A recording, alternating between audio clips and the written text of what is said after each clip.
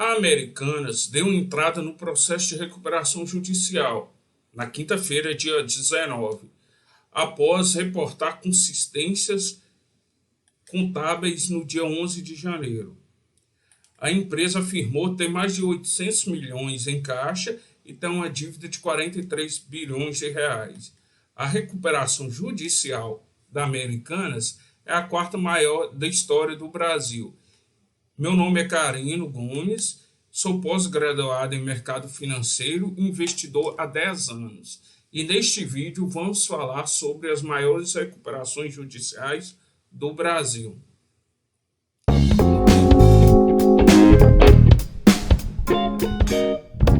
Em termos de valor, a maior recuperação judicial do Brasil é da Odebrecht, que iniciou o processo com dívidas de 80 bilhões.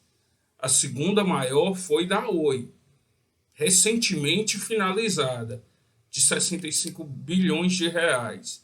A terceira colocada é a Samarco, que após aquela crise provocada pela questão do rompimento da barragem, declarou recuperação judicial de 55 bilhões de reais. A dívida da Americanas, desta forma, situa em quarta colocação, ou seja, em 43 bilhões de reais, sendo a quarta maior e ficando muito acima da quinta colocada, que é a Sete Brasil, que teve o valor declarado de dívidas de 19 bilhões de reais, e a OGX, que apresentou uma dívida de 12 bilhões de reais, completando assim a lista de 6 maiores recuperações judiciais do país. A recuperação judicial é uma forma da justiça garantir o funcionamento das empresas que estão passando por dificuldades financeiras para garantir a continuidade operacional. No plano de recuperação judicial, os credores tentarão, junto com o administrador judicial, que será nomeado pelo juiz, encontrar uma solução para equacionar a dívida. A Americanas tem cerca de 44 mil funcionários. E, de acordo com a Vera Regista, esse processo de recuperação judicial busca a manutenção de empregos, pagamentos de impostos e a boa relação com os fornecedores e credores e com os investidores de forma geral. Porém, quando uma empresa entra em recuperação judicial, são vários fatores que levam para essa crise, que culmina nessa crise financeira. Pode ser uma questão econômica do país, ou seja, uma questão geral da economia, pode ser mudanças no segmento econômico, má administração da empresa ou alguma fraude financeira. A Americanas é uma empresa centenária que estava há muitos anos listada na Bolsa de Valores. E o 3G, que os antigos controladores do Banco Garantia, que é o Jorge Paulo Lemann, o Marcel Teles e o Beto Sucupira, compraram o controle da empresa na década de 80.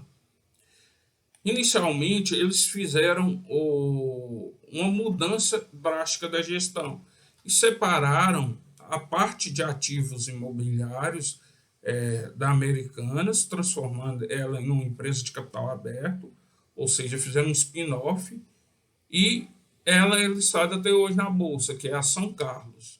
O trio passou a administração para gestores de confiança deles, e em 2021 fez uma operação muito complexa, que é utilizar uma das controladas, que era a B2W, que era uma empresa de capital aberto, que era responsável pela área de venda online da Americanas, Submarine, Shoptime. Fizeram uma forma no qual a Americanas passou os ativos para a controlada. Ou seja, uma situação muito complexa, porque não faria muito sentido você pegar uma empresa controladora e passar o capital dela para uma empresa controlada. Era muito mais fácil fazer o jogo inverso. Não está claro até hoje porque os controladores, que sempre tiveram um pulso muito forte no controle das empresas, até porque tinha uma administração calcada numa forma rígida de exigir diminuição de custos, por que eles abriram mão desse controle acionário? E só o tempo vai dizer. E a questão que traz para o investidor é que a empresa diz que é inconsistência contábil. O tempo dirá se é ou não é, ou se é uma fraude. No meu entender, tem de ser mais a uma fraude. Por quê? O valor que estava sem aparecer nas demonstrações financeiras, sem deixar claro que havia esses acordos, que é o risco sacado, no qual a empresa ela permite que os fornecedores que vão receber daí 180 dias, 100, 90 dias, consiga ir até o banco, adiantar esse pagamento, pagando juros, é claro, e quem fica responsável pela parte do crédito é a Americanas, que tem um rating, ou seja, tem uma capacidade de pagamento melhor do que os fornecedores, que geralmente são fornecedores pequenos, né, ou médios. Então, ao não deixar claro isso no balanço, traz uma ideia de que a empresa, ou no mínimo o conselho de administração e os controladores ou a administração da empresa, sabia que alguma coisa não estava legal, mas não deixou claro para o mercado. Tanto é que nos últimos meses, assim que definiram que ia ter um novo presidente, os conselheiros, os administradores venderam mais de 200 milhões de reais em ações.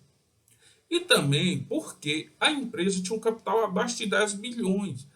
Só é que essa inconsistência ela beira a 20 bilhões. Ou seja, que inconsistência é essa que você não deixa claro? Se fosse uma coisa pequena, até faria sentido não aparecer no balanço, porque às vezes a administração, às vezes a contabilidade entende que aquela questão é muito pequena, é irrelevante. Enquanto investidor, o que a gente tira de lição dessa situação das Americanas e também da IRB, que aconteceu há 2 anos atrás, aliás, há 3 anos atrás, que também apresentou resultados que não eram consistentes, ou seja, que tendia à fraude. O que a gente pode tirar de lição é o seguinte: a gente tem que ser humilde. Primeiro é ter humildade. Você não é Buffett, então diversifique. Buffett, que ele diz que diversificação é para quem não sabe o que está fazendo. Inclusive, sua participação em empresas de capital aberto chegou numa situação no qual 40% do seu investimento em empresas que têm o capital aberto está concentrado na Apple, a maior empresa de tecnologia dos Estados Unidos e do mundo. Então, qual a experiência que a gente tira? Primeiro, é ter humildade, você não é ele, então você tem que diversificar. Mas o que aconteceria se você tivesse 10 mil reais e tivesse uma concentração de 40% em Americanas? Seu patrimônio seria, ou seja, 4 mil reais nessa empresa. E o que se passou nos dias após a descoberta dessas inconsistências Americanas levaram a queda acima de 90%. Então, seu patrimônio de 10 mil reais teria uma queda de 90% em cima dos 4 mil. Você perderia ao todo 36% do seu patrimônio em menos de uma semana. Mas se você fosse um investidor mais conservador e tivesse humildade de entender que a diversificação ela te protege, você tivesse apenas 10% do seu investimento em ações na Americanas. Mesmo com essa queda acima de 90%, seu portfólio cairia apenas 9%. Porém, se você fosse mais conservador ainda e tivesse 10%, 10 mil reais alocado em 15 ações diferentes, ou seja, por volta de R$ 666 em cada ação, e tivesse essa queda acima de 90%, seu patrimônio cairia apenas 6%. Ou seja, veja como a concentração ela leva a um risco maior. E como, às vezes, o risco não é só o risco do mercado, não é só o risco da economia, é risco do que você não consegue enxergar.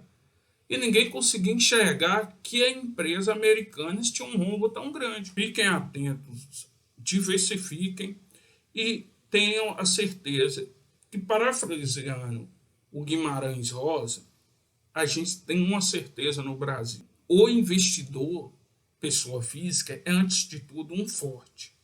Porque você tem a dificuldade da legislação, você tem dificuldades de falta de transparência das empresas, tem um cenário macroeconômico desafiador, ou seja, as taxas de juros no Brasil são altas demais.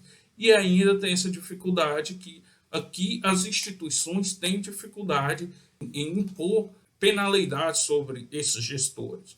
O maior exemplo é que hoje o gestor da Vale, quando houve a segunda quebra da represa, a primeira foi da Samarco, a segunda foi da Vale. Até hoje, ele está respondendo em liberdade. Se for uma fase, se deveria ser preso ou não, é uma questão que a gente tem que aprofundar. Mas a verdade é que em outros países, a justiça tende a ser mais rápida, célere e mais punitiva. Então é isso.